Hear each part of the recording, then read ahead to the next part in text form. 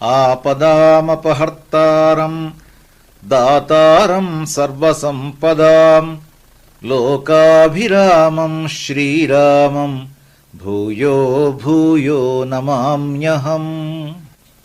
7వ సర్గ. అంతవరకు హనుమంతుడు రాక్షస ప్రముఖుల భవంతులన్నీ చూశాడు. అవన్నీ వారు తమ తమ బాహుబలంతో సంపాదించిన ఐశ్వర్యాలతో వైభవోపేతంగా ఉన్నాయి. తరువాత చూసిన రావణుడి నివాసం ఒక మహాభవనం.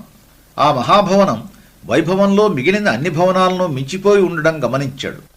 అది రాక్షస శ్రేష్ఠుల్లో శ్రేష్ఠుడైన రాక్షసరాజు బలపరాక్రమాలకు తగినట్లుంది. లంకానగరానికే అలంకారంలా ఉంది.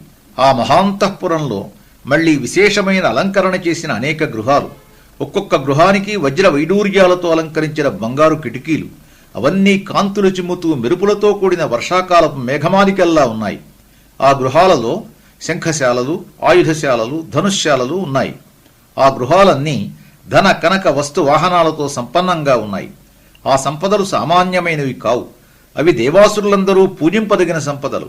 ఏ ఇంటిలోనూ శుభలక్షణాలే తప్ప దోషాలు లేవు. సమున్నతంగా మేఘంలా ఉన్న ఆ మహాంతఃపురంలో హనుమంతుడు మేడ మీద ఉన్న పుష్పకం అనే దివ్య విమానాన్ని చూశాడు. అది మహీతలే స్వర్గమివ ప్రకీర్ణం, దివి నుంచి భూమికి దారిన స్వర్గంలా ఉంది. అనేక రత్నాల కాంతితో దేదీప్యమానంగా ఉంది. మహీకృత పర్వతరాజిపూర్ణ శైలాకృత వృక్షవితానపూర్ణా వృక్షాకృత పుష్పవితానపూర్ణా పుష్పం కృతం కేసరపత్రపూర్ణం. దానిపై రమ్యమైన అనేక ప్రకృతి దృశ్యాలు చిత్రీకరించారు. పర్వతాలు, పర్వత సానువుల్లో వనాలు, వనాల్లో వృక్షాలు, వృక్షాలకు పూసిన పుష్పాలు, పుష్పాల్లో కేసరాలు స్పష్టంగా తెలిసేలా చెక్కారు. కృతాని వేష్మాని చ పాండురాణి తథా సుపుష్పాణ్యపి పుష్కరాణి పునశ్చ పద్మాని సకేసరాణి ధన్యాని చిత్రాణి తథా వనాని. అందమైన అనేక తెల్లని భవనాలు, అందంగా తీర్చిదిద్దినట్లు పెంచిన ఉద్యానవనాలు, పద్మసరోవరాలు, ఆ సరోవరాల్లో వికసించిన పద్మాలు, ఆ పద్మాలలో పుప్పొడి, ప్రతిదీ చక్కగా తెలిసేలా చిత్రీకరించారు. ఆ చిత్రాలతో పుష్పక విమానం పూలు చల్లిన పర్వతంలా ఉంది. ఆ విమానం నేలకు తగలకుండా హంసలు మోస్తున్నాయేమో అనిపించేలా గాలిలో నిలిచి ఉంది. ఎవరో మహాపుణ్యాత్ముల విమానమేదో వచ్చి లంకలో నిలిచిందా అన్నట్లుంది. ఆ విమానం మీద మేఘాల బొమ్మలు చెక్కి ఉండడంతో అది గ్రహాలతోనూ నక్షత్రాలతోనూ కూడిన ఆకాశంలా ఉంది. దానికి పొదిగిన రత్నాల్లో చంద్రకాంతి పరావర్తనం చెందగా ఆ తడుకుల మధ్య ఆ విమానం అటూ ఇటూ మెల్లగా తిరుగుతున్నట్లుంది.